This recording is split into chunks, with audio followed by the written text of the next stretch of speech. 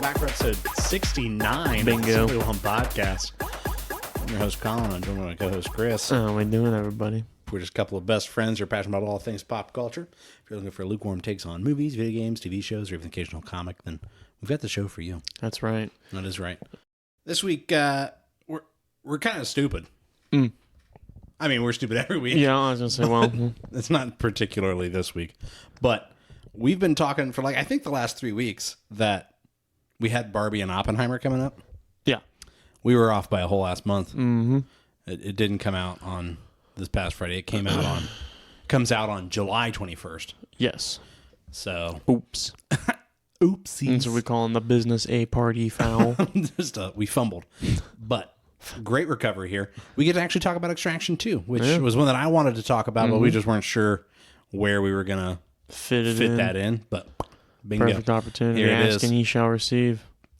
So we're going to be talking about Extraction. We literally just watched it. So Everything's still so yeah, fresh in my so we brain. don't have a lot of prepared notes or anything like that. It's going to be pretty here's what we thought coming out of not the theater, but That's how I always think. Out the dome. just right off the top. It shows. Yeah. Just unfiltered right through the top. All of the natural, cranium. baby. All natural. News. Nothing major in the news for me that I saw. We can talk about the Titan. I don't want to. Word. Let's move past I it. feel like everybody's. Everyone and their mother knows about the Titan. It's not. If somebody listening to this is going, what are they talking about? They want the Titan. Then yeah, it was the submarine that imploded Good riddance. on the way. They could have been putting that money into somewhere else. And then the fact that their stepson came out and said that they still went to the Blink-182 concert for a coping mechanism. You could have gone to the Blink-182 concert for, all we care, even for the fact of, I bought the tickets.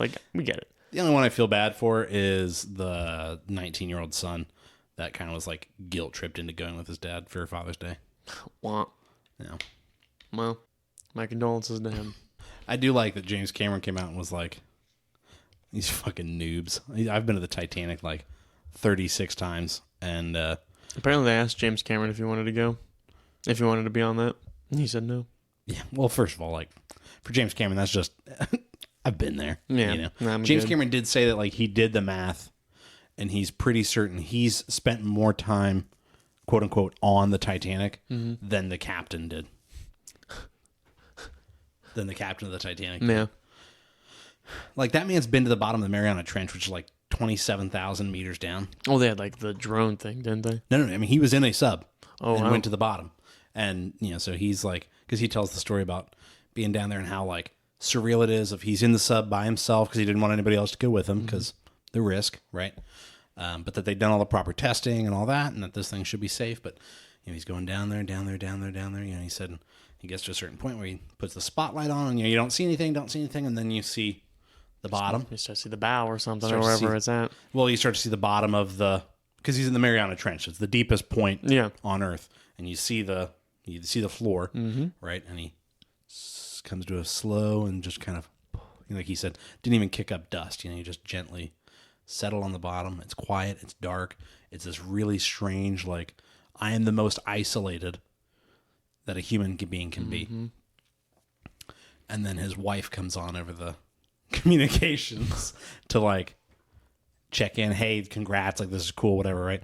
And he goes, so that just goes to show you, no matter what, you'll never get away from your wife. He's I am the most isolated man on earth. And by God, my wife got through to me, He's let that be a lesson to you.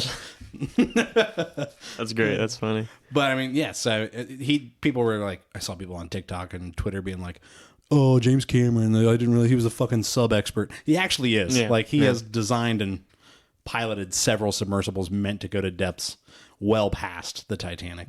So when he says that he thinks there were flaws and issues that he saw from the start, Or when they're showing the Jimmy rig of the off-brand PlayStation 2 controllers, how they're controlling it. though Red apparently flag. that wasn't the most concerning thing. That's not uncommon for a you'd be submersible able to be to use a controlled by. It's a joystick Yeah, to essentially. be controlled by a controller of some kind. Did you see the photo of they found a bunch of the controller? wreckage and you see the controller The just controller sitting there? I was survived.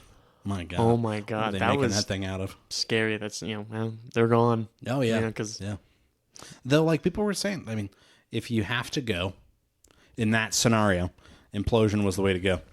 Yeah, super quick and it's immediate. You don't even know it's happened. Yeah, they didn't even know it happened. They were just, oh wow, this is so cool. And then you're just gone. That's like at like some Hank Green actually was on TikTok. He's a pretty big TikToker right now. Yeah. And somebody had asked like basically like how do you even go about I didn't want to talk about the Titan and here we are. How do you go about retrieving the bodies in this scenario? And Hank goes, so I'm going to use, he goes, I'm going to use a science like expression here. And he goes, they are no longer, I forget how he phrased it. They're no longer biology, they're physio or their chemistry, I think was how he put it, where there's not a body to find. No. He goes, you know, he did the science and talked about like how implosion actually works. And then it's basically an explosion directed inward from every perceivable point on the submarine, pointed inwards at, you know, X amount of speeds or whatever. And he goes, at that speed, basically, the sub would be collapsed in on itself in like 0.25 milliseconds or whatever. Whatever, you know, like pores are still open, you get just sucked out of. Well, and yeah, and he said, you know, so basically, you blink, you know, it would happen faster than you could react to blink. Yeah, that it's happening, I know, right? And he goes, and there's no, he goes, you don't have cells that survive that. You know, they were atomized, and so there's nothing to find. They're gone. Which, like I said, I guess that's the way you got to go in that situation. If you're gonna, instead of the alternative of what we thought was happening, which was they're trapped down there and they're gonna suffocate. That's horrifying. See the big thing that they think this whole thing's a conspiracy? Who's they? Which is like Just tinfoil heads. Oh, word. Yeah. But it makes a little bit of sense, but it does kind of dip into politics, so we won't talk about it. You and these goddamn fucking conspiracies. You got to be careful on the TikTok. It'll trick you into like you're susceptible to them. The government's putting water, chemicals in the water. You're a couple bad weeks of like loneliness and depression and like things not going your way away from like either one of two things: ISIS or believing the earth is flat. You know what I mean? You just get enough TikToks on your For You page and you're like, they're making some sense. Trying to flatten out my balls, you know, trying to make them like the world. Yeah. They ain't round. Jesus. So Extraction. So we're going to talk about that was distracting.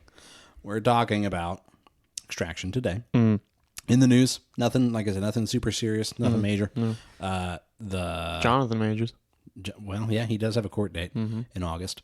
Tenoch Huerta, who played Namor. Oh, okay. He's had a sexual assault allegation put against him. I don't know that there were charges or anything like that brought against him yet, but it does sound like there was a Netflix series that he was supposed to be a part of or something like that, and he's exited that. So what the fuck? I don't know what it is about being a Marvel villain right now that makes you just a scumbag, but yeah. If true, not good. Yeah, not all actors are. Right. Well, yeah, that's the thing, right? Is, actors are people, and if you know anything about people, there's a lot of bad people. We got a trailer for Kraven the Hunter, a Red Band trailer, so it shows some violence and some swearing, I think. And, we got a trailer for Dumb Money, which is the documentary, or not documentary, but the basically the about the GameStop stocks and all that. So they're basically doing The Big Short, but with GameStop stocks. And I didn't get to watch it entirely because I got the notification as we were sitting down here. But that's one that I'm interested to keep an eye on. They were moving quick on that one. You know what I mean? Of oh shit, we got to get the movie rights to this. And then we got a little bit of news about Across the Spider-Verse apparently having more than one version out in theaters at the same time. Oh, I bet you I know why. No. Okay. And then last thing that I had really that was major stuff. We did get a bit of information about Ghost of Tsushima, the movie, and E3 for 2024 and 2025. Oh, fuck. So, if you're ready, we'll hop into it. Staying alive. Staying alive. E3's not dying, baby. Yeah. Do you want to start with E3? Sure. It's probably been canceled for 2024 and 2025. According to the LA Tourism Board, there's no final decision yet, according to the ESA, which is the group that puts on E3. But according to the fucking LA Tourism Board of Commissioners, at a meeting on June 21st, the board presented a packet with like all the updated information surrounding the tourism business. And on page 21, a chart shows the city's convention sales for the fiscal year of 2022 and 2023. Under the heading Booked Rooms Nights Produced, there's an asterisk that notes includes E3 cancellations for 2024 and 2025 at the bottom right. Wow. So, not good. No, not surprising, but it's like, oh man, it's just another nail in the coffin. I think it's going away. I will say that like the Summer Games Fest this past month had a lot of cool stuff, right? But primarily, this was the first one that was live, and they talked about like people were there and they could play games and things like that. So I think it's. I miss the days where I used to be able to walk into like Walmart or Target, play demos, and they would have like the controllers. I played Uncharted 2 on the PlayStation 3 there. I remember playing a bunch of GameCube games on them, and then maybe one for like the PlayStation 2. Yeah, I'd always be running that shit, playing it. And now, I was like, yo, Uncharted 2. Back when they actually cared. Things have changed, Yeah, they just don't make games like they used to anymore. But so, I think it's just another nail in the coffin for E3. It's not coming back, I don't think. It's an evil world we're living in. You're just over there lamenting the loss of the demo at Walmart. You can just fucking get the demo. But though that was me as a poor kid. Like when they had the Rock Band out over there, yo, I'd be in there hitting the drum set. Yup. My mom would be like, Colin, I swear to God. And you're you gotta go. And I'm over here like, sorry, what's that, Mom? I can't hear you. I'm shredding to fucking Enter Sandman, But no, you had kind of perked your ears up about Spider-Man Across the Spider-Verse having at least 2 versions playing in theaters. So there was one of the editors, Andrew Levitin. He confirmed on Twitter where a user had said he shared a side-by-side of a scene featuring Miguel O'Hara and his holographic companion Lila, highlighting a minor difference in the 2 clips, one showing Lila pointing at Miguel and the other ends with Lila taking a selfie. And so it's in this section when Miguel says something effective like, do the thing, like show them the explanation of the multiverse, right? And she kind of is popping it around his head, saying stuff. There's 2 different versions of that. And the users kind of pointed out that he watched it with the selfie during the film's opening week, but the selfie shot was no longer there when he watched the movie the week after, around the same time that Sony swapped out the prints to fix sound issues. Oh. And one of the editors kind of quote tweeted that and said, I was wondering when people might start noticing. So he did post to confirm that there are, in fact, multiple versions of the film. He didn't reveal how many versions as far as there were. But he did say that there's slightly different. Another user noticed that there was slightly different dialogue for the spot in the hologram flashback. Oh, okay. And so I don't know if that's intentional or if that was like we had 2 edits of the movie and the audio on this one's better.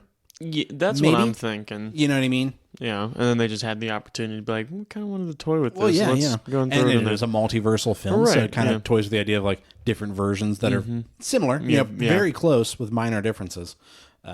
Differences that don't make an effect on like the canon events. Yeah, the story, right?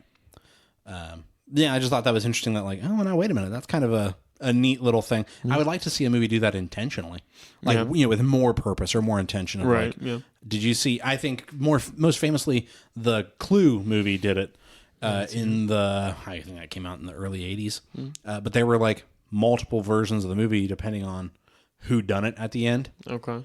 And so there was multiple versions of the movie where. What about those books where you could pick your own? Oh yeah, the Choose Your Own Adventures.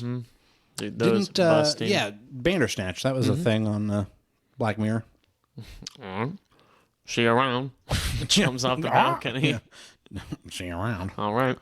That's fucking. That is Adam Warlock. I know. Ghost of Tsushima movie director is looking at ways to expand further into sequels and TV. Yes. So, I don't know how I feel about that. That he's like already. I feel like there's a lot of shows coming out right now. Yeah, and this is Chad Stahelski. This is the boy that gave us John Wick, and they've got all the spinoffs and stuff. And he's like, "Could we do this with Ghost of Tsushima?" So let's just get the first one. Yeah. Focus on making it good. He's been getting a lot of flack because he said something about that this was going to be the most quote like anti-samurai film. Okay. And people are like, Jesus Christ, it's supposed to be a samurai movie. Well, it's like, yeah, he literally just said it's going to be a samurai film, but the tone, the moral of it is that it is anti-samurai. Which and is if true. You played the game, that's the truth. That's the whole truth, is he's breaking from traditions to save his people. If he had behaved as a samurai, he would have died. They would have lost. Yeah. And that's the point. Right. Right. So what's he getting flack about? People are stupid. People are neckbeards. Yeah, mostly, I'm sure. Probably the same people that didn't like The Last of Us 2. Yeah. that Venn diagram is nearly a circle. Yeah. Yeah. You can't have people like that in there. I love that there were people that didn't play the game, heard there was a trans character, and assumed it was Abby because she was so muscular. No, it's not. It is not. It is not Abby. She's just a big bitch. She's bulk. She is large and in charge. Yeah. She doesn't have breasts. She has pecs. Yeah, yeah. She has chests. Mm-hmm. We see him too. Well, yeah, we do. Yeah, I heard. No. So the Craven trailer. What'd you think of that? I liked it. There were certain aspects I didn't like, which we'll kind of talk about. Going into it. But as far as like, going into it, baby, we're in it. I know you briefly kind of mentioned it before we hopped in, just because you had asked if I'd seen the trailer yet. Yeah. And he's like a superhero. An anti-hero, yeah. Which, I mean, I can... As far as the anti-hero, no, I'm not... Just make him a villain, but make him like again, kind of like Thanos. Like it's the same thing with like Morbius. Why are you making him a... Yeah, Morbius. They're supposed to be villains. Why are you making them... An anti-hero. Anti-heroes. But, so, I mean, if they just hopefully just focus him more on being the villain, because he can be a villain that we just understand, like because it also seems like they're making him almost conservationist. Yeah. Which is not... Which is like, are you a hero trying to save the animals? He's Craven the Hunter. Yeah. They're making him focus on hunting man, which isn't his thing. Mm-mm. His thing is conquering, like, the best hunt. Yeah. Right. Which is why he ends up going after Spider-Man, because he sees Spider-Man as like, oh, that's a foe. You know, that's a hunt right there. I don't know. The action looks cool. I just don't like. There's a couple things I saw that I was like, and it seems like maybe they're giving him powers of like communicating with the animals. Well, that, and it looked like he was just climbing on the walls, like not like yeah Spider-Man, but like looked like Morbius, kind of, where he was able to take like 2 like strides on the wall and then jump off. Yeah. Well, because he got bitten by a lion and its blood dripped into his wound. I think you just have to worry about, what is it, koalas, you can get chlamydia. Yeah. I probably got something for lions. Chlamydia from koalas. And then I think, what's the one that people used to have back in Jesus' time? Leprosy. Mm-hmm. You get leprosy from armadillos. Oh. Deadass. So be careful. Leprosy. You're going to just start losing limbs because you have an armadillo hide belt. Fucking, speaking of Morbius, no joke here. The Flash had the second worst second week drop off of box office, only behind Morbius. Both those movies were bad. Domestically, right? Only in the United States and Canada, it made $15 million last weekend, or this past weekend.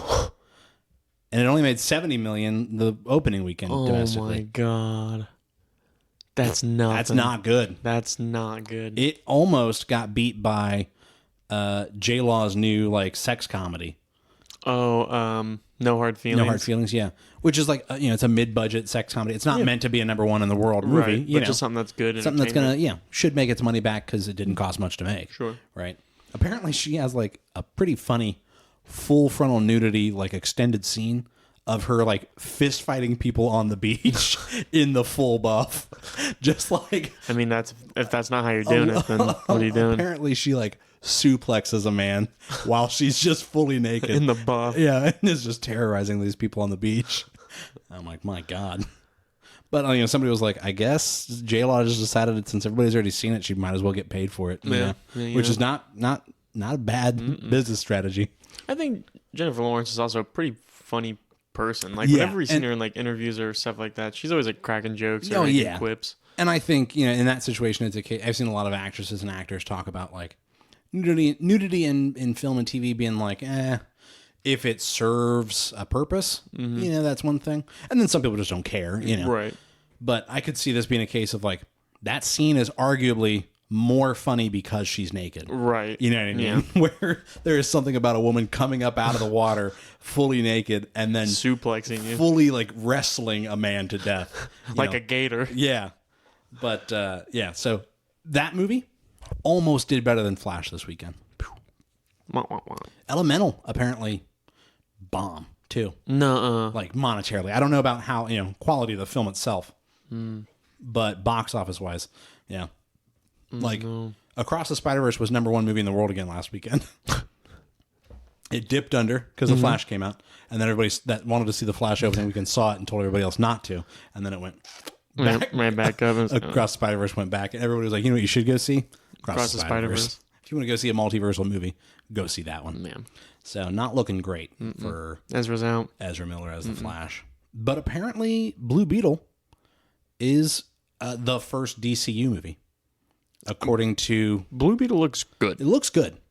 But yeah, according to James Gunn, it's the first DCU movie. And then they got the director kind of follow up on that. And he basically said, yeah, and Blue Beetle will be the first character in the DCU. And I feel like the way that James Gunn phrased it, I'm trying to make sense of what he's trying to say. Basically where he's like, Blue Beetle is the first character in the DCU, but that Superman Legacy is the first DCU film. So I think what he's saying is Blue Beetle had been made by the previous guys, right? But is so disconnected from everything else that it fits nicely into going forward. And he must like it enough that he's like, let's take it and run. We're going to keep this. So Blue Beetle will be the first character that's introduced in the DCU, but then the fully fledged DCU film, Superman Legacy. So interesting. Yeah. I don't know. I still trust him. A lot of people are like, have wavered in their hopes because of The Flash and how much James Gunn endorsed it. But when you get that job, what are you supposed to do? Right. You can't come out and be like, don't see this movie, it's dog shit. Right. You're supposed to be supporting it. Yeah. And so it's kind of a tough one. I don't know. But listen, I'll give him faith. He's made a lot of good stuff. Yeah, I was going to say, he's made more good stuff than bad, I think. Yeah. So I'll give it to him. I'll let him try it as soon as first couple movies of his come out. If they're good, awesome. If they're mid, I'll start probably losing faith. And I don't think he's come out and said yes or no on whether he's directing Superman Legacy. I know that he's writing it, but I don't know if he's directing it. I don't know. I'm not sure.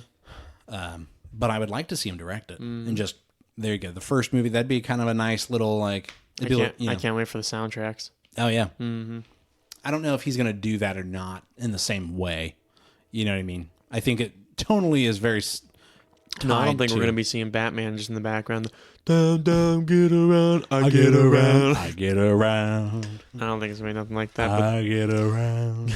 just Batman and Superman singing in rounds, I drive my car up and down the same old street. Ooh, ah, ooh. Just the Beach Boys. Oh. Just the Justice League as a quartet. Or a quintet, I suppose. Yeah. But yeah, no. I'm ready to talk about Extraction when you are. Yeah. I'm excited, but I am excited to see what he does for soundtracks and stuff like that. I'm excited for Blue Beetle still. I am too. Especially now that George Lopez is in it playing the father. Yeah. And he's got a mullet. Yeah. Me with I don't know, huh? Aquaman 2. No interest. At all. So is Aquaman supposed to be like a drunk? Oh yeah. He was drunk in the Justice League movie too. Oh, word. Yeah. Why? I don't know, man. That's his thing, man. He just drinks and throws bottles in the ocean because he cares about the ocean. That's right. I don't know, but his dad is Tamara Morrison, so plot twist: Kraven the Hunter comes after him. Yeah, right. Just what the fuck is going on here? All right, Extraction. Yeah. It's a weird one to do. We can't talk about box office or anything like that. But it is currently Netflix's #1 film in the world. Okay. So that's good. I did see an estimate here from. Let me pull it back up here. Extraction to viewership. We are getting a third one in the news. Here we go. Viewership. Breaking news. Breaking news. So debuting this week with nearly 43 million views. And the way they're doing that now is that there were 88.38 million hours viewed divided by the 2.07 runtime hours. Got them to 43 million views. So, not bad. And that doesn't account for, like, you, Morgan, and I all three sat and watched it. Right. Right. That was one account. Right. Yeah, and Netflix is real getting strict on it, too. So, I bet you people are probably piling up. Yeah. Have a movie night at somebody's house. Pile in. Yeah, that's what I suspected. We'll have to talk about this, but remember, 21 minutes. 21 minutes. Yeah, is how long that shot was. Oh. I told you it was about 20 minutes. It felt long. Yeah. Yeah. So, what's the story about it? What's the synopsis? So we got Jake Rake. Tyler Rake. Tyler Rake. I did feel like they said his name a lot more in this one. They did. Which I don't mind, because I definitely was like, I was with you. Remember, I think I brought it up on here where that I said Jake Rake. I said, I think his name's Jake Rake. And I knew Rake, but that was it. Yeah, that's just the last name. But Tyler Rake, continuing from the last one, he got shot up. Yeah, like hard. it does got pretty shot much in the neck. pick up right from the. And he falls in, over the bridge and kind of washes up to shore, and some little girl finds him, and then you just see SWAT. Get out of the way! Get the fuck out of the way! Move, let him breathe! Shooter. And hostile down. So they move him over to the truck, and they basically they're keeping him alive on life support. But then it looks like he's to in Dubai.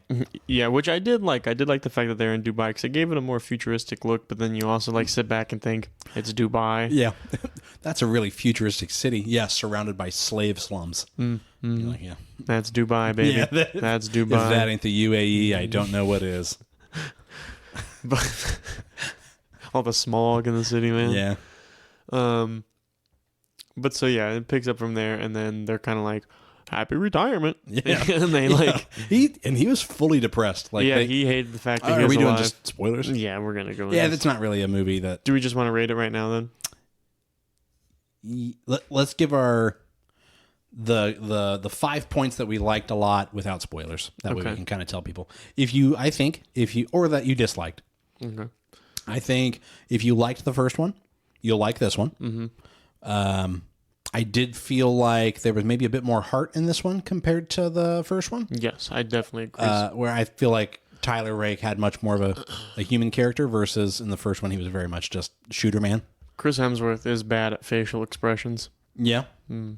I think so. Just like watching each scene, he just kind of has like the same. He's a dumb face. Little, not dumb face, but more like just super concerned. Yeah, that's his look. And so like it felt like there's a lot of that, and like when he talked, like his lines and everything, I was like, that's a good line. Yeah, yeah. But like you gotta work on your face, man. Your face, man. You know, like you gotta do something, bro. That's a bad constructive criticism. I don't know what to do about it, but you got to do something. You gotta with show your more face. emotion, man. You got to just do a something brick about wall. your face.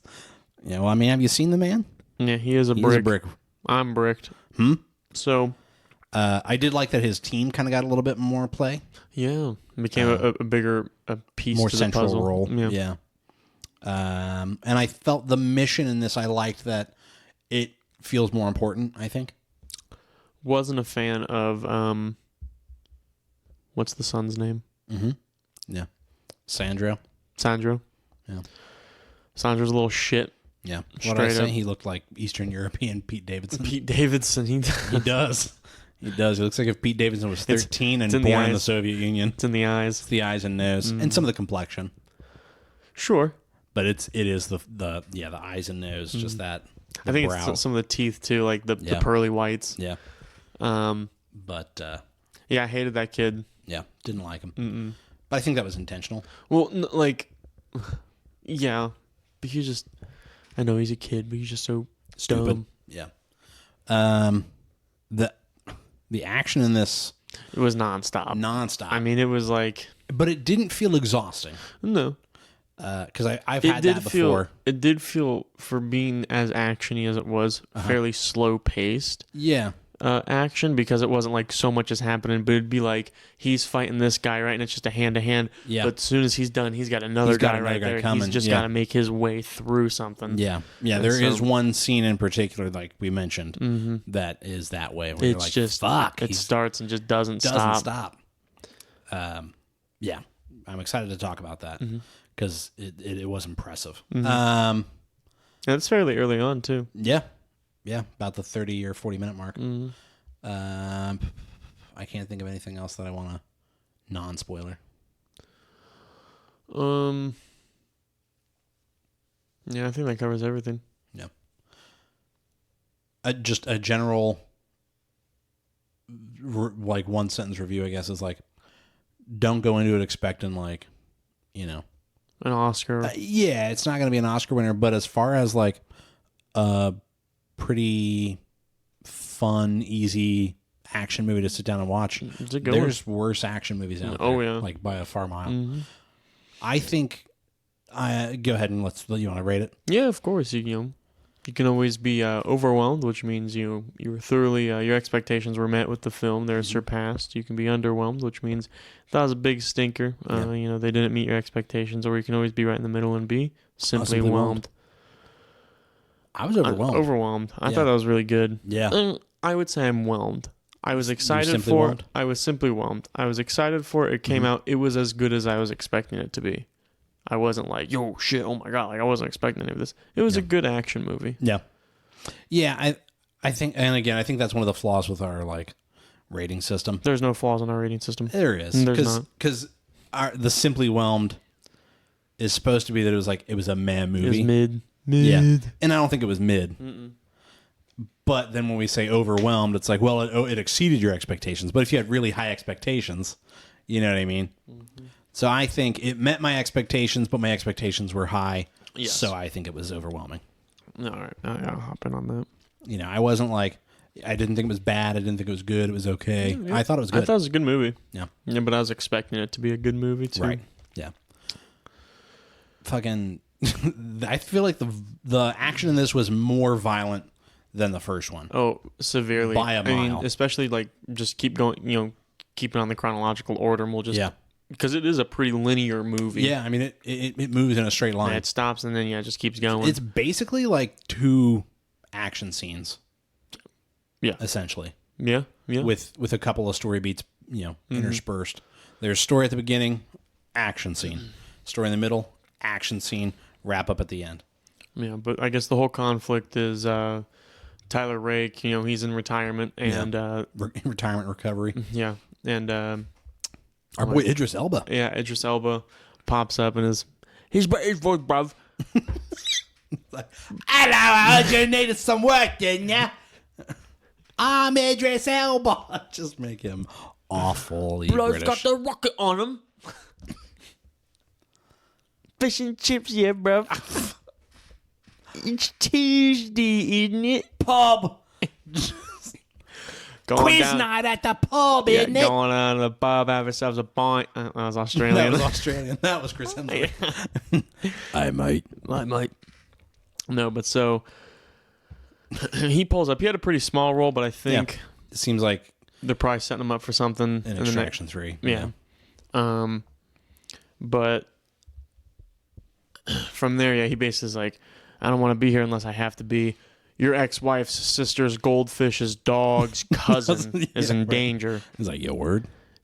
And we need you. And he's like, all right, bet. Big fucking bet. No. Yeah, no. Basically, his ex-wife's sister and her kids are just so happen to be the immediate family of like a Georgian crime lord who basically runs the country. Yes. What a coinky dink, right? Must make family reunions real awkward. Yeah, right. Classic action movie setup. And her husband is in prison for pushing a DEA agent off of a roof. And his sentence is being extended by 10 years. But apparently he's living pretty cushy in there. Mm-hmm. Like he's got the whole thing in the wrap. He owns the prison, yeah. He's got his family living in the prison with him. Yeah, which is part of the problem. But not really living. Looks like they're kind of being held prisoners. Yeah, held hostage. To an extent of like, there was some heavy like SA implication with the wife. Yeah. Of like the husband basically walks into the cell and is like, all right, let's do this thing. And she's like, no. And there's a heavy implication where she's like, are you just going to make me? What are you going to do? Drag me to your cell? Mm-hmm. And then he smacks her around a bit and basically like, don't forget you're my fucking wife. Man. And she makes the stand and goes like, and I'm not your property. Yeah. And she don't take that shit. She's a strong woman. Mm-hmm, mm-hmm. I did like that. Mm-hmm.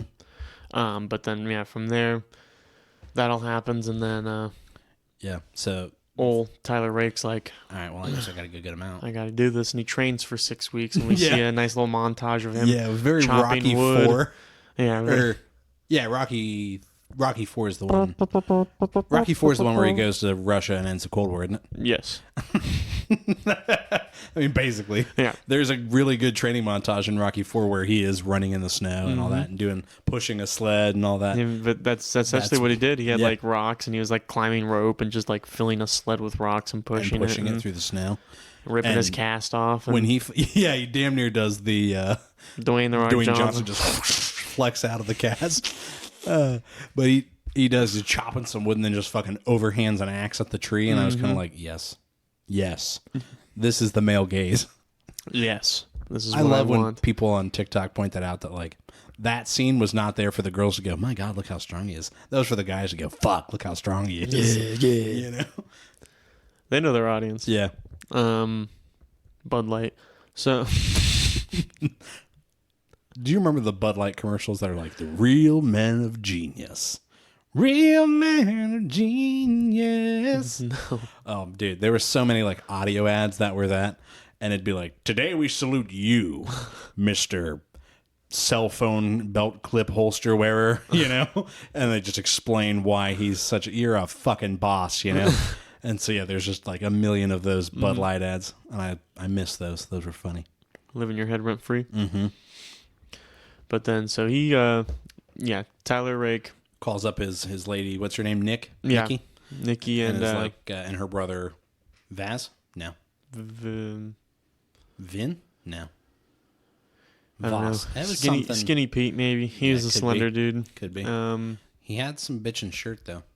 Yeah, he's wearing Versace. Yeah, that was his little shtick, and he got Tyler Rake a Versace shirt, and he didn't wear it and gave it to his dog to wear. Yeah. And then but they pull up, and they're pull up skirt. Yeah.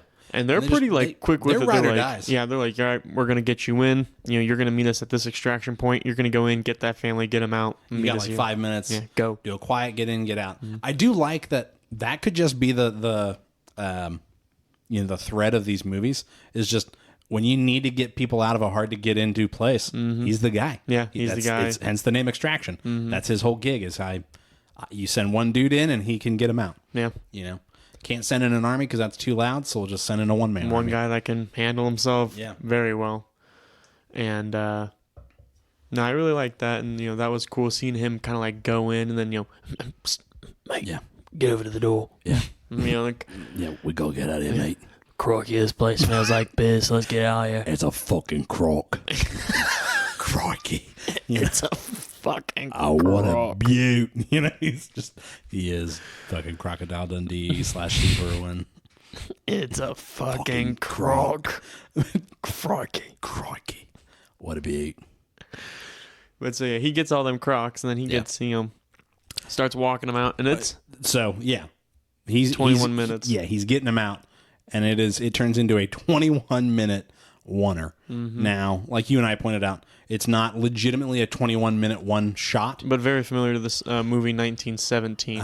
It's very cleverly and well edited into making it look seemingly being one shot. And to do that even still is impressive because you have to pick up right where you left off. Yeah. Mm-hmm. And it's still going to be long stretches of honest to God one shot. Yeah. They're probably trying to get them as long as they can. Yeah, keep it easier. Mm-hmm. Unless the something's blocking the camera. Yeah, pretty much anytime you see somebody pass in front of the camera, or the camera makes a really fast swivel movement, that's an easy place for them to hide a transition or a cut, or like going through doorways. Right. Yeah, that's another good one. But either way, like I said, it never broke my immersion, and it was like, fuck, it was this fully is there. Yeah. And I said to you a few times, fuck, it's still one shot, and yeah, and it ended up being 21 minutes long. Of just the quick rundown. They go through the prison, down into the bowels of the prison. Mm-hmm. There's a fist fight in the prison, in the bowels of the prison, with a one-on-one fight that then goes up into the mess yard, or the rec yard, where there's a full riot happening. Mm-hmm. That's still one shot.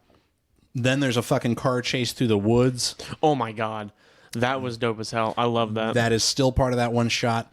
They then wreck the cars, get out, are running through like a factory, a fucking nuclear power plant. Yeah. All still part of the same one shot. Get on a train, and there's a lot of fighting on that train with gunfire and all that. I think they did a really good and realistic job as far as using explosives. Yeah. Because they didn't seem like too like Michael Overpowered. Bay. Yeah. You know, kind of like... but especially grenades. Grenades aren't high explosive. They're fragmentation. Right. It's the pieces that kill you, not the explosion. I even like they use like some C4 stuff on cars, and it was like an armored car, and it went off, and it didn't take out the car. It knocked it off. Knocks it off course, or they hit broke it a few that times. Right, and that was the thing is like we got to hit this thing as many times to try to knock them off course and use that. Yeah, which I just it felt like that's probably more likely, realistic. Yeah, of how it would happen. But so those are the steps of the one shot. I do want to talk specifically about the prison and the train. Yes. So in the prison, down in the bowels, he fist fights the husband. Yeah. And that was a brutal fight. And that's basically like his first real fight back in business, I guess. And so he's kind of getting beat. It was a fair fight as far as like, it didn't feel like he mopped him up. Yeah, they were trading blows.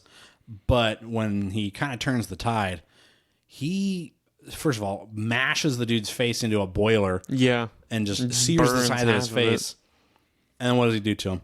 He like grabs his hand, twists it around him, and just like rips, like tries to break it down like you're pulling a wishbone turkey. Yeah, he basically grabs the pinky and the ring finger with one hand, and then the middle and the index with the other, and just pulls apart as hard as he can, just shreds it down into the middle of his hand. Mm-hmm. And both involuntarily like, "Oh my god!" Because it showed everything, like when he fell, like his hand, and like it just slowly starting to fall apart. It was gory. Yeah, it was brutal. Everything that it showed. Yeah, there were a couple because then later on, so it's the mom and the two kids. The son is probably like 14, right around, early teens. Mm-hmm. Old enough to know better, but young enough to still think he knows. Yeah. And shit. And then the daughter's like maybe 6. She's young. Pretty young, but little munchkin. Yeah. So they get the kids out, and now it's just Rake and the wife stuck down in the prison. That's fully. It's just a riot. It's going a full riot. It's a prison break. Yeah, trying to kill. They're killing guards. Not trying to. They're killing guards and themselves. And yeah, it was nuts. It's full mayhem. And I did find myself getting excited because we'd seen the trailers, and you figure the first trailer for the movie was just that prison yard fight. Mm-hmm. And when I saw the camera kind of come up the stairs and it is the courtyard, and I was like, it's happening. It's gonna happen. I was really cool to see him, like, she has like the head of a shovel, and they're getting ready to go through the courtyard, and he kind of gets on the comms and is like, all right guys, do I have any other way out other than through the courtyard? Yeah. She's like, no, you got to get to the other side of the courtyard. You're gonna have to push. And he's I like how they don't argue with it. Yeah, he's like, okay. And so she's like, there's got to be another way around. And he's like, no, stay close to me. And he tells her, keep swinging that. Yeah, it's the shovel. And I like that he kind of keeps contact with her. He's just got a hand on her, and we're just going to move forward.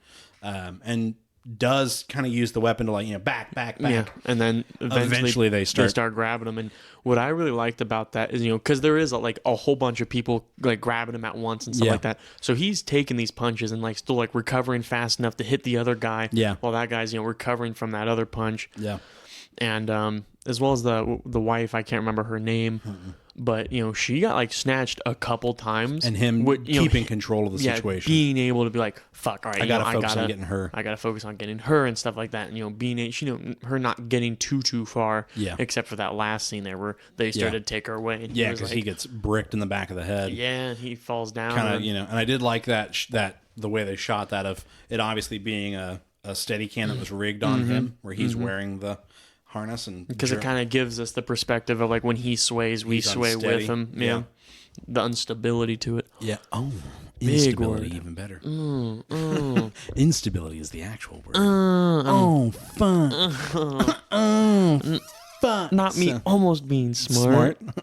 And and so he does. He gets bricked in the back of the head. He kind of stumbles around. I was bricked watching it. Yeah, they hit him, and I went, "Yo, hit him again." What? Like blackjack. Hit me again. Hit me again.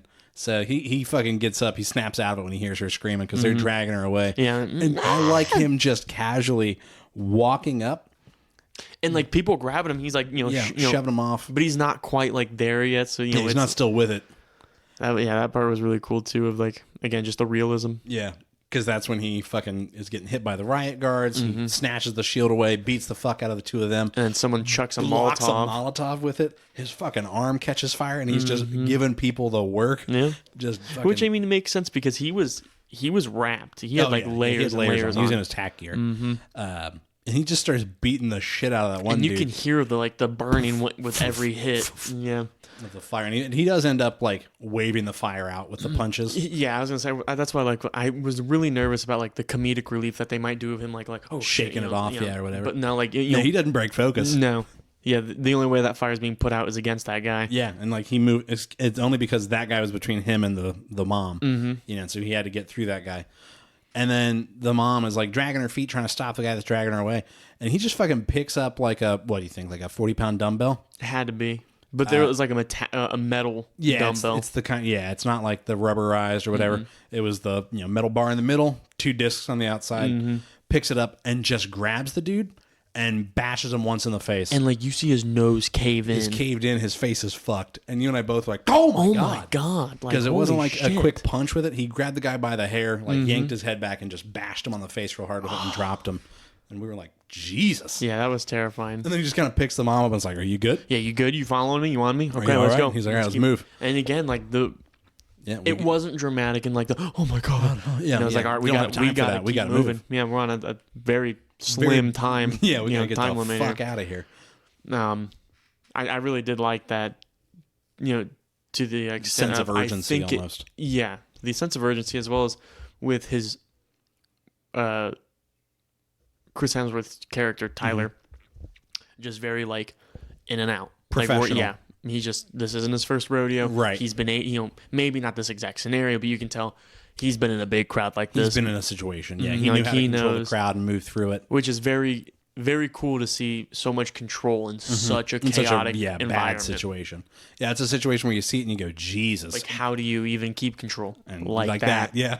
And I do. That is a really good, like, a good piece of his character. It does make it. You and I were talking about this when we pulled up in front of the house.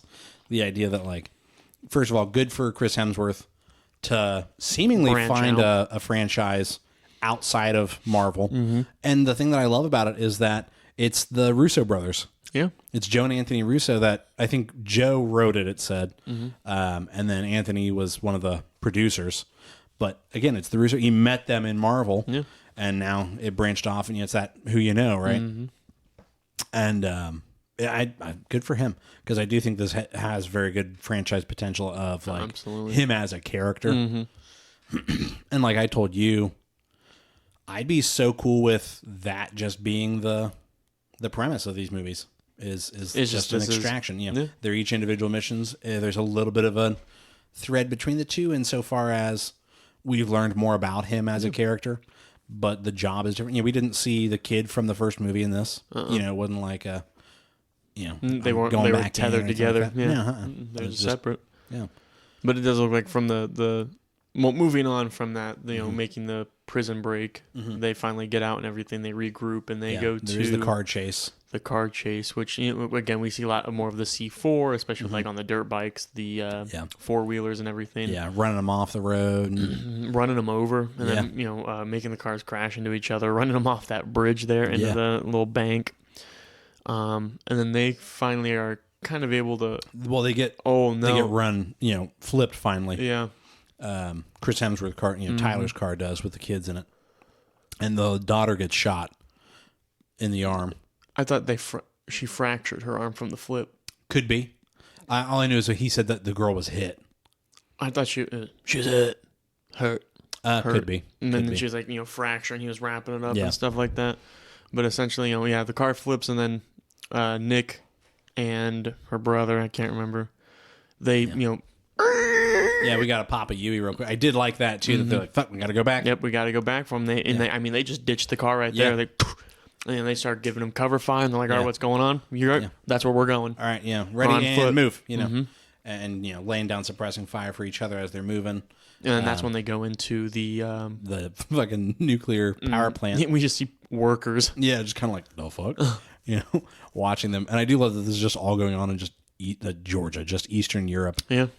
Just they run and they board a train that was prepped for them. That was the intended extraction point, which was hot. Liked. Yeah, because all that cargo stuff was like souped up. Yeah, where there's a cargo, and they were ready for a fight too. Yeah, there was a cargo bin that just looks like a regular, cargo container. Freight.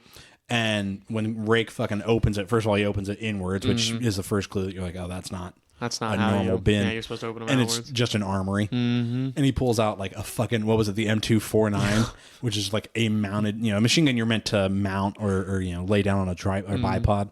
And he just is manhandling it. Just like I said, Rambo. Just takes out a helicopter with it. And then after that, they get boarded.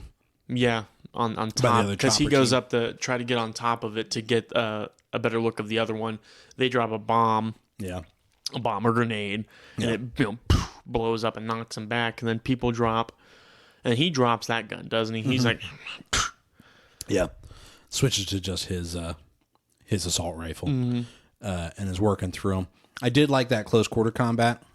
Yeah, when the team of 4 was in there, because it's such small space that he's like smashes this guy, moves him behind him so he can move forward to the next guy, and then kind of balance and keep turning, face to this guy, face to that guy, face to this guy. I do like the scene where we see the other mercenaries kind of hop on the train and stuff like that, and everyone's kind of waiting. Nick's brother and the family, and they're just like waiting. And then you see Tyler take that first guy out, and he pushes that second guy behind him, like you were saying. Yeah. But then Nick's brother, that dude, comes out and shoots him. Takes him I'm like, down. again, that's like that initiative. Like, all right, it's happening. He's up front. Somebody's got to be there. I got to be right there with him. Yeah, watch the 6. And I thought that was banana. I thought really smooth. Yeah. And then we see Nick really handle herself against 2 of the mercenaries in the engine room. Huge compared to her. They're able to kind of pick her up and move her, and throw her around.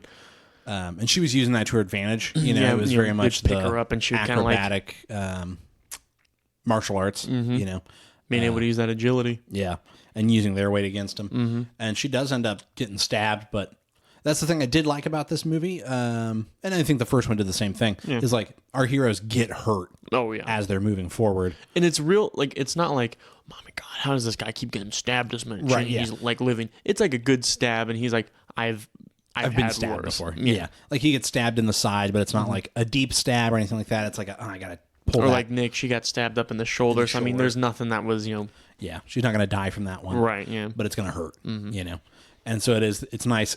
I did find myself comparing it to John Wick. And so I was like, okay, that was a nice comparison, because you figure we talked about that as a gripe of John Wick 4, of just them holding up their coats like Dracula and being bulletproof and never getting hurt. In this one, it was like, okay, they do get hurt. They're going to get hurt and trade blows, but they're going to get out because they're just better, And it was like Nick won, but not by a long shot. Yeah, she was there. When Tyler found her, she's like, covered in her own blood, their blood, and she's fucking like, she's like leaned up on the controls. And you're like, oh shit, fuck, I'm not well. And so the train breaks her out. Yeah, and they're like, fuck. So he's strapping the kids in. Everybody fucking hold on. That did feel a lot of aspects felt very Uncharted, which I liked. I thought it was a good comparison. Some parts felt more Uncharted than the Uncharted movie. Yeah, sure, yeah. Like the train fight. Like the and so the train fucking derails because it's getting to the end of the line. And they flip. They flip, roll, but they've all... I will say that's the one thing is I feel like they get thrown around in cars a lot. Yeah. And they seem to get minimal damage. Yeah. That's the one thing I'm like, yeah. I feel like you'd break walking your away neck. from that? Yeah. Yeah, especially the train crash was the only one for me that I was like, really? You're fine from that? Because like the armored car, okay, it's an armored car. They're strapped in. They're all wearing seatbelts. The little girl did get hurt, But the train car, Tyler's not strapped down when the train derails. And the way that the camera made it look was when he's getting tossed around, he didn't get tossed around too much. It seemed like it was just like one or two flips, and he kind of just was able to hit each wall in the right way. Yeah. It's like it makes sense. I'm not like, ridiculous. But it was like you at least got to have the wind knocked out of you, my man. Like, there's no way. Though I guess it does kind of cut away from that. We don't see how fucked up he is after that, like immediately. Not like broken bones, but he might have been like, oh fuck, I'm not good. Get me in the car. We gotta get out of here. Disoriented. Because then it just cuts to them going to Vienna, or they're on the plane. Yes, the plane to Vienna, where little shit stain Sandro steals one of the phones, the sat phones, calls his uncle, and the shitter, and I was like, hey yo, unc, this is where I am, this is where I'm going, come pick me up, fam. I need a ride. I need some wheels. Wheels up. But so, and then they come after him, and then that's when we get a little bit of heart from a little peek at Rake's actual like personal life, because he has a moment to breathe, and talk to his ex sister-in-law, and he says something effective like, he's talking to her about like, you did everything you could getting the kids out, it was a good job, right? And he goes, I know your sister probably doesn't, I can't imagine what your sister thinks of me or whatever. Basically, he knows, because we found out lightly in the first movie that he and his wife divorced because his son was sick and died of cancer, and he was too busy working. He was off somewhere else, and that's pretty much all we get from the first movie as far as like his home life, right, or his personal life. And so this expands on that, obviously. And he says something to the effect, like I said, can't imagine what your sister thinks of me or whatever. And she kind of cuts him off and just goes like, it's the hardest thing a parent can do is watch their child die. Where it's almost like she's going, I don't blame you for leaving or not wanting to be there when it happened. But I also felt it of like, my sister had to do that alone. I think it was her understanding, but not absolving him of blame. You should have been there, but I understand why you weren't. And he kind of just shuts up. He gets a little choked up during that, because she's like, don't give me this bolt. Or that's later. When his ex-wife comes in. Which we'll talk about that. Really good scene. Both scenes with he and the ex-wife I thought were pretty good, like acting for Chris Hemsworth as far as like, okay, humanizing this character. Instead of giving him like the Black Adam treatment. I can get behind that. So they're at the hospital in Austria, getting the daughter all doctored. I thought it was like a hotel. It looked like a hospital to me. Or it could have been a hotel. I thought they're in like a room and like in that building. I don't know, man. Because it's all glass. Because there was a gym and I don't know. I thought it was like some sort. A secure building that they're able to get. And like, we need a doctor now here, like now. Right. Yeah. Yeah, that could be. But yeah, so they're in that building, and the son kind of isn't too pleased, obviously, with the fact that his dad was killed by Chris Hemsworth, because he doesn't have the it's that he doesn't have the full story. He doesn't really know what's going on, and it's that thing of like, I know he was a bad guy, but he's my dad, And Chris Hemsworth's point was like, yeah, but she's your mom, right. And he was being, your mom's doing the right thing here, basically, and he throws some shit right in Tyler's face. He says something effective like, at least my dad didn't leave. I was like, ooh. And he stands right in front of him, gets in his face. I so badly wanted to just smack the taste of that kid's mouth. Just. You're a monster. I did. I was like, smack the fuck out of that kid. How dare he say that shit to you? You just saved his life. He's going to throw that shit at you. Drop Fat him. Chance kid. Drop him like a fucking rock. 14-year-old kid, he just hits him with a fucking elbow in the temple. Kills him. He's dead. You want your dad so bad? Fucking join him. Oh my God. Wow. So his uncle joins. Yeah. His uncle pulls up in a heli. Saddles up, yeah. And he just, with a machine gun, just mows it down. And then they're fighting. People get dropped in and stuff like that. And Nick and Nick's brother, they kind of get separated up on the roof. Because so initially they go down to the garage because they're going to use the armored vehicles to try and drive out of there. But that's not going their way. They're getting pinned down. So they go back into the building because we're going to go up to the roof, steal the helicopter, and leave. Yes. The son has dipped. Bounced. He bounced. He bounced to go find his uncle. After mom's kind of like, dude, what the fuck? Yeah, because she finds the phone and she finds out that what he did is kind of his fault. Yeah. Well, not kind of. It is his fault. His fault. Yeah, it's 150% his fault. So the little homeboy there is like, deuces. I'm going to go be with my unc. And fucking rolls off. And mom's like, all right, well, see ya, fuck stain. Yeah, sorry. Yeah, sorry about it. fucking yeah. So they all head to the roof. But go ahead. But then Nick's brother follows him all the way down to go try to stop him. And what's the kid's name? Sandro. Sandro does kind of have like a moment with one of the guys. He looks like, he makes me think of, did you ever watch like Avatar: The Last Earthbender? Oh yeah. He makes me think a lot of like Uncle Iroh. Yeah. Just kind of like he's almost like their chaplain, like their spiritual guy. Yeah, could be. He always has the refer to the Bible on him, and keeping him balanced and all that. But he does. He goes like, "Are you guys gonna kill my mom?" And he's like, "If you wanted her to stay alive, then why'd you call us here?" Yeah, if you wanted her alive, you shouldn't have called. Yeah, that's what it was. And I was like, and you could kind of see him be like, "Oh fuck, I think I just made the wrong decision. I made the wrong choice." I thought the kid was gonna kill his uncle. I thought the kid was fully like embracing. Nah, I knew that. Like, when he was kind of had a questioning moment, I was like, oh, he might be getting ready to like, yeah, I'll go with my uncle, and then pop, pull like a pistol from the back seat kind of thing. Yeah. But I'm glad they didn't do that though, because it kind of like that would have been very cliche, and corny, and it would have been like, great, now this kid's got blood on his hands. Right. Yeah, he's just a kid. There was that. You know what I mean? The TV just turned on all by itself. Oh no, it's been on. It's just on Netflix, cycling through all the screens. Skirt me. I know. I saw that. You were like, but I did like the scene in the train. Just to back up real quick, and then we'll keep moving forward because we're making good time, through on it. Yeah. We do see people like dropping in front of the kids, right? And they're kind of able to cover the little girl's face really well. But young son there, but Sandra they can't. Changed. Yeah. And there's just somebody who flops right in front of him, and like he like turns his head, and they're like making basically eye contact, and just blood's dripping out. And like, this kid is traumatized. Like, he's not gonna be okay. And Chris Hemsworth even confronts that, like, shit's gonna get a lot harder. Like, it's not gonna get easier. Yeah. And he goes, but you just gotta keep moving, keep going. Yeah. So that was really cool. And then moving up further back to the back to the hotel.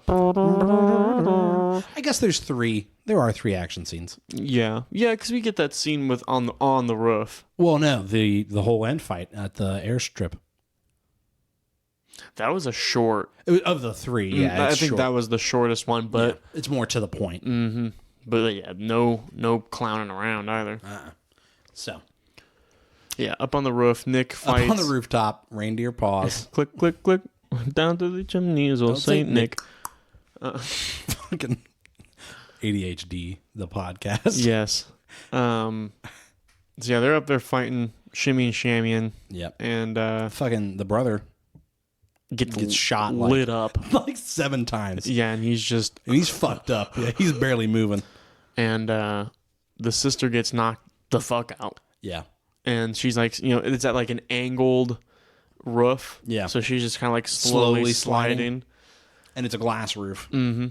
Fucking Rake is in the gymnasium, or the workout center, which is just below that glass ceiling, so he can see her.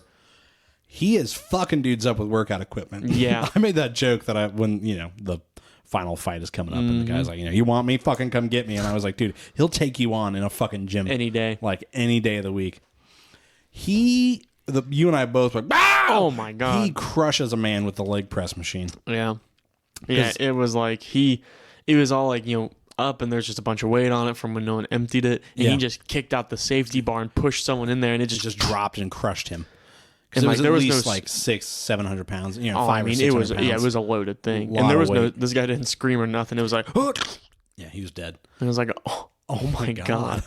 Because the weight came down across like his shoulders / neck, the top of the head. Yeah, we're like, oh, he's dead. Yeah, dead as a doornail. And then that one motherfucker that he's got the what do you call that? The pull down bar. Yeah, and he wraps around his neck and then just lets go, and he fucking flings his ass. It probably broke his neck. Oh, I'm sure it did. Yeah. But then he finally gets up on the roof and he jumps and like shoots the glass to break it, and like lands on it, breaks it, grabs her, and is able to kind of hold on and wrap his arm around the bar and her frame.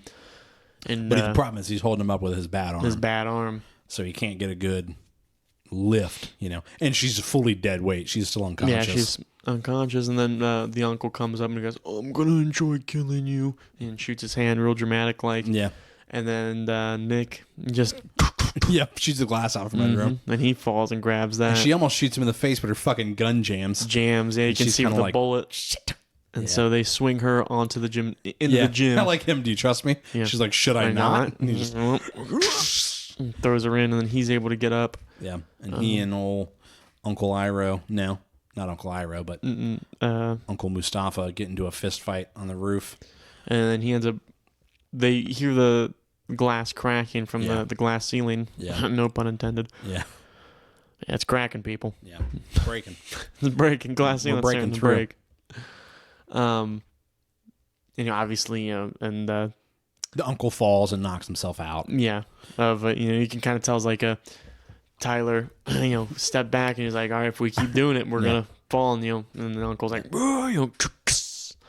fell and broke, looks like damn near killed himself. Broke some bones, yeah.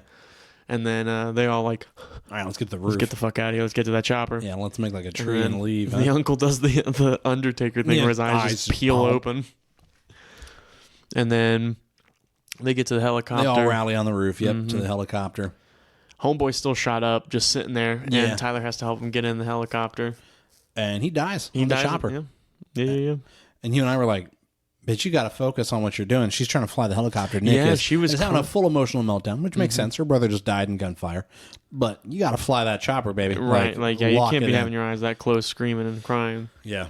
Now, granted, there's no traffic in the sky, but still, there are buildings. Because they swooped down to get out of the line of fire. Yeah. Which was very smart. I like that a lot. I was like, gas. 1, 2, 3. Gas. What happened after that? They fucking go back to his cabin, to old Rake's cabin in the woods, and are just having some good old cabin time. And that's when his ex-wife rolls up. And so, what it is, baby, long time no see. We're one son lighter, you know what I'm saying? And they do have a nice heart-to-heart where he's like, I know you don't want to hear from me. And she goes, you're right, I don't. Well, because she does let him say what he wants to say. He's like, I know you don't want to hear from me, but like, I'm sorry that I wasn't there. And I'm sorry that you had to do it on your own. I should have been there, And she's like, you're right. I don't want to hear that.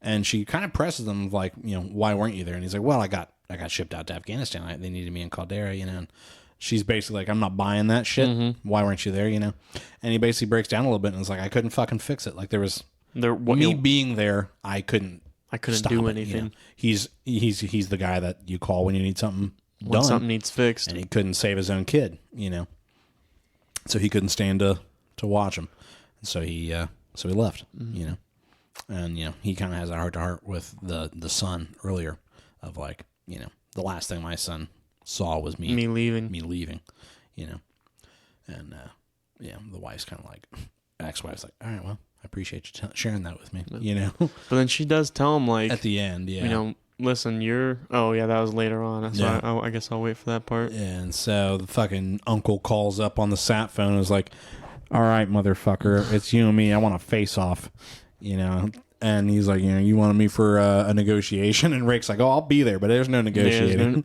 Beep. Yeah, I was like, it's going to be a fucking street fight. Yeah. What is it, the scene from The Office? Because, you want a street fight with me. I'm the fucking Lizard King. Fucking Lizard King. You don't even know my real name. Yeah, you don't even know my real name. I'm the fucking Who Lizard is this King. guy? You limp, what do you call him? You limp penis debutante? Or you limp member? I don't remember what the phrase is. It was a limp dick because he had, and the whole he says limp dick, but I don't think he says limp dick because of TV. Yeah. Limp dick. Debutante. Yeah. You want to start a street fight with me? You don't even know my name. I'm the fucking Lizard King. He's just looking at the phone. Like, what the fuck?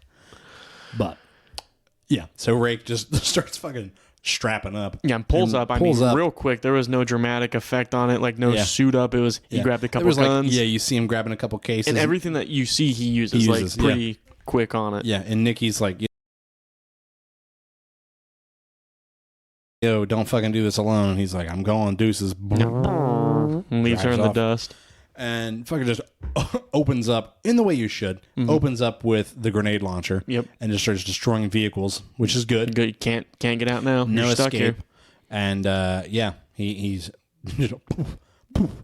He reloads that sucker like twice. couple I of think. times. Yeah. Throw some smoke too. Yeah. Pop some smoke grenades. I did like that. Pop smoke. Gun smoke. R.I.P. Pop Smoke. Yep. Anyways, it basically climaxes like I did in the church. Yeah, right. Not in the church. Is a good word. Not in the church. The Church of the Whelmed. We got to start something going on. Yeah. We got to get out of these taxes. Yeah. I can't handle. I like that. First of all, we act like this podcast just has a massive tax burden as a small business, which it's not. It is still in the hobby stage, thank God, because I don't like taxes. IRS, if you're listening, That's a joke. yeah. Anyways, it ends in the church. The fucking uncle has just strapped his nephew up with a suicide vest. Who, by the way, the uncle is the one holding the fucking The detonator switch. And Rake's like, shit. And Rake has been shot in the side. You and I both were like, no, I'm about to fucking kill this guy. I made the joke. I was like, now watch, he's gonna die again at the end of this one, and then he just gets shot, and we're like, a bleeding side wound, and we were like, oh fuck, that's not good. Wait a minute. Something bad's about to happen. I just saw. Yeah, you did. We'll talk about that in a moment, I'm sure. Yeah. So, fucking yeah. The nephew, they're playing a head game with the son of like, are you gonna fucking shoot that guy or what? And he's like, I don't want to shoot that guy. And he's like, I don't think that's not like a question. It's you're gonna shoot this guy. Do it. And he's like, I really don't want to. He's like, you're fucking disappointing. And Rake's about to get shot in the head by the uncle. Fucking Nikki rolls up. Uncle grabs the nephew and is holding him hostage.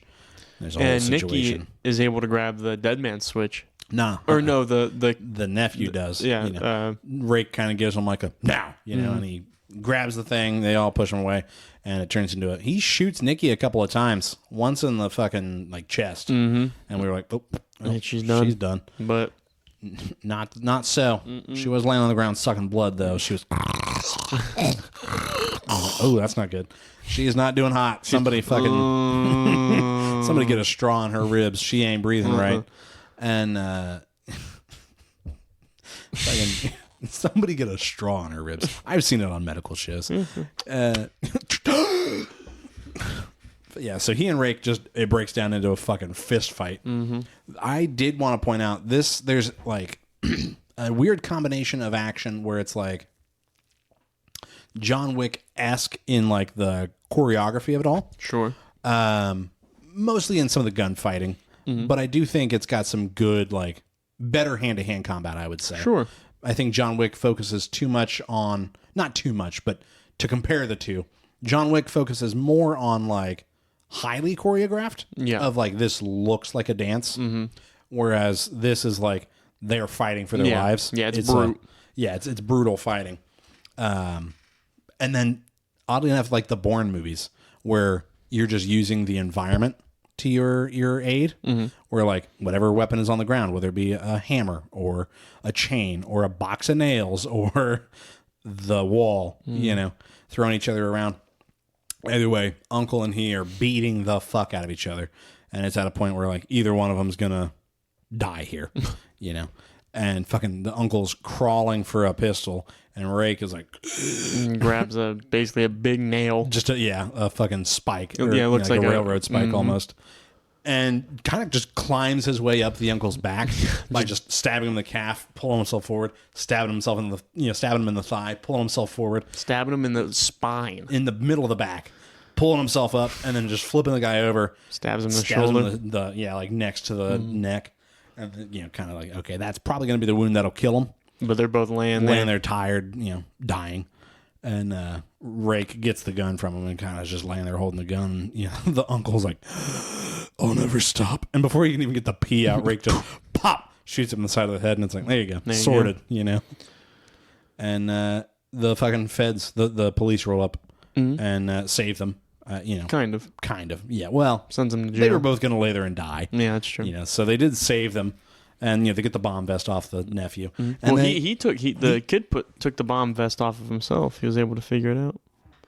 Yeah, and so Nikki is in jail in like one country, and then she was in jail in Austria, I think. Yeah, but then Rake was in jail somewhere else. Was it in India? I don't think so. No, I can't remember. Either way, he gets a visit from his wife, his ex-wife, and that's when she gives him the nice and she closure. Tells him that your son never remembered you as walking out. He always remembered you. He said he wanted to grow up and be brave just like you. Yeah, yeah. I was kind of sad. Mm-hmm. Yeah, because she says something effective like, his last memory of you wasn't you walking away; it was you going to go save people. And then she tells him he was brave at the end, and he said he wanted to be brave like his dad, and I was like, oh, that's heavy, And then she just kind of goodbye, deuces. And I did like that Rake tells her thank you. He goes, I never told you thank you for being there for him and doing what I couldn't. And it's I did think that was some good closure of those two are never going to be an item. Right, yeah, we're not trying to pick back up where we left off, but these are things that we both needed to hear and be told, and very adult of, that shit broke us apart. We can't be together anymore, but thank you for being there for our son. And fucking Idris Elba's men pull Rake out of prison. And they're he's like, all right, well, you weren't supposed to fucking get caught. And he's like, shit happens. Yeah. I think he actually says shit happens. Shit happens. And he's like, what if I told you I could get you out? And he's like, all right, how would we do that? And he's like, well, we got one more job. I got a job. I got a job for you, doing it. How you feel about fishing, bruv? Yeah. Yo. And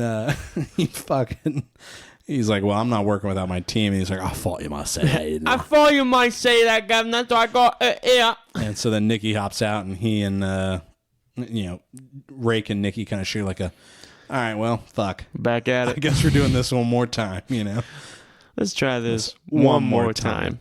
And then it's just fucking, cut to credits, And so you're like, all right, Extraction 3 feels more, I feel like it'll probably be more connected. Yeah. Which I'm fine with. I mean, the jobs don't have to connect at all, but we understand why they're doing this job is to get out. Yeah. Which I don't know how I feel about, I mean, obviously, judging it away from the beginning, I liked that this mission was more personal. Mm-hmm. So I don't know how I feel about a mission of selfishness. I think the next one should be he's done. Yeah. He's able to get out and he's done. Let him be done. Yeah. Because I don't think it's a John Wick. Yeah, don't do it. Yeah, I don't think it's a John Wick of, Now, I did say if they killed him at the end of this, they mention a couple of jobs that we didn't see, obviously. Yeah, so and one was in the past. Yeah, and one was getting a reporter out of the Congo. I'm like, oh, that'd be kind of cool, But so I do think there's potential there of I'd be fine with making this a franchise. Yeah. This one didn't tire me, I think the third one will be the true test because, I've talked about it before, John Wick 3 did kind of run along for me. But this also was only 2 hours, on the nose. Yeah, it was 2 hours and 35 seconds or something like that. Yeah, so, perfect. I got shit. Do you? Let's keep moving. All right. That's all I got about Extraction. Yeah, that's all I had. All right. Yeah, I thought it was a good movie. Good movie. I'll definitely give it a watch again. Yeah. In the future, I could see myself being my day off. I'm ooh, I'll throw that on. You win this one, Netflix. Chris, what you been thinking about this week? I think what you meant to say is, welcome back to Chris's Cryptid Corner. I'm your host, Chris. So, I'm actually going to be pulling up. Let me see, it's too dark. Pull up. Pull up, skirt. So, I wanted to talk about the Thunderbirds in northern Wisconsin. Are you familiar with them? Yeah. I had no idea about Native American lore to them. Yeah, so the Thunderbirds have been described as massive avian raptors by the Menominee tribe. The native story tells of a great mountain that floats in the western sky where the Thunderbirds gather. These giant birds are also one of the more applauded cryptids and monsters because according to the legends, it says that these birds were the enemies of the great horned snakes, and they would prevent the snakes from overrunning the earth and devouring mankind. Appreciate their presence. Yeah, appreciate that, cuz. According to the Menominee folklore, strong evidence shows that these creatures no longer exist, but fossils records say massive bird-like creatures were likely to reside in North America during the early periods of human history. Yeah. So this may not be necessarily a crypt per se of like. What is it? There's is it the Tasmanian tiger? Yeah. That they recently just found a picture of that somebody took and was like, what is this? And they were like, that's a Tasmanian tiger. This is, a Tasmanian tiger. Which, because the last Tasmanian tiger photo was like in 1920, I think. Yeah, and so they're like super early, oh my god, like the fact that these might still exist. Yeah. So I kind of look with the Thunderbirds more like maybe that. Just more like that. Yeah. Huge. I mean, I'm curious. Let me see. Because I want to talk more about the folklore. Let me see about how big. It could be a big fish case, right? Right. Of very large birds, right? That, figure a bald eagle's fucking nest is humongous. Mm-hmm. And so it could be I saw a bird this fucking big, and the story keeps getting bigger and bigger. That bird picked a whole man up, It says it looks like. That doesn't seem right. Hold on, keep talking. Yeah. No, that does happen a lot, though, if, there's probably some truth to it, where, like I said, it was a large bird of some sort, that then got blown out of proportion or got mixed into their religion, their myths, and things like that. And in myth, it's a much larger bird than the real bird that inspired it, but that real bird still existed. Right. And I also do wonder a lot about, dragons and things like that. They do exist. Dragons do exist. We have the Komodo dragon. They're just a lizard. Yeah, but not about by the naming. But in ancient history, dragons popped up a lot in several different cultures, myths, and I think a lot of that has to do with finding dinosaur bones and then wanting to explain what this was. Yeah. You figure my wife and I, Morgan, we went to a museum in San Diego that was all about myths in history, and they talked about giants and cyclops, and they showed a mastodon skull, and where the trunk comes out looks like one big eye socket, and that's where the inspiration for a cyclops most likely came from. Was they found these skulls and went, well, that looks an awful lot looks like an eye socket, a one-eyed giant. I got your one-eyed giant right here. Did I knock that off? But it doesn't say the first place it looked. It said they can get up to 80 feet is the wingspan. Which that's a big fucking bird. Yeah. But so imagine something like that just lurking. The standard ceiling to floor is what, 10 feet? 12 feet, roughly, give or something take. Like that. So 8 of those. That thing can just pick you up massive. with. Yeah, it's a humongous. Yeah, that's picking up a car. Humongous. Huge-mongous. But that would be cool to see those things. Now, would I want them to still be alive? No. I'm glad we killed them. Also, I'm kind of getting into more of the things that have existed. Yeah. Where they're like, oh, there's more. And I know you like those too, where there's more evidence behind them, where you can go okay, yeah, that's probably real. Yeah. There's wherever there's smoke, there's fire. Right? There's got to be something behind that. So just like I'm fairly certain it's the Tasmanian tiger. Could be. But yeah, someone took a picture of it out in the mountains and sent it in. What kind of animal is this? Yeah. And they're like, that's an extinct. And you figure, I think there was a shark that we just rediscovered, where we were like, oh man, we didn't know that those were still around. It was the smaller sharks, right? Yeah. Okay, yeah. I was gonna say they weren't big. Yeah, it wasn't like a megalodon, nothing like that. I'm a big hard believer that there's maybe a megalodon still out there. I don't believe in the megalodon only because of their size versus what they would have to consume to stay alive, and then you don't believe the megalodon exists, or no, still I don't think it still exists. I was like, I hate to. No. I know it existed. I know it existed. I don't think it would have survived to today, only because of the size of its food. Sure. It's the same reason why crocodiles shrunk. All of the creatures that were alive back then got smaller. That's where we got a great white shark from. How many variations of how many megalodons do you think existed at once total? Because they are humongous. They can't. There can't be a pack of 80, right? Because that's going to fill up way too much space. Yeah, and I think I remember that the main theory of why everything was so big back then versus now was the oxygen content in the air was higher, so it allowed for larger creatures. Okay. And as time went on, the fires and things like that, oxygen went down, and now you've got smaller mammals, and that's why reptiles went away. Imagine what if we were huge, so much bigger. Yeah, that'd be something crazy to think about. Yeah. like we Look just at my pants, trees look like grass. Yeah. Like that'd be something. That'd be bananas. We wouldn't fit on the planet. There'd be too many of us. Yeah, we'd have to move. Shit, we already might. Shit. Man, well, Some say that it's too late to turn back.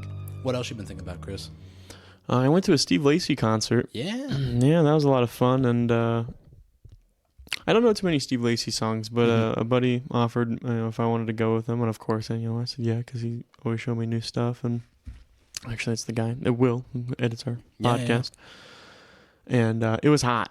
Yeah. It was like halfway through it, we were... Oh, like temperature-wise. Yeah, it was hot, like...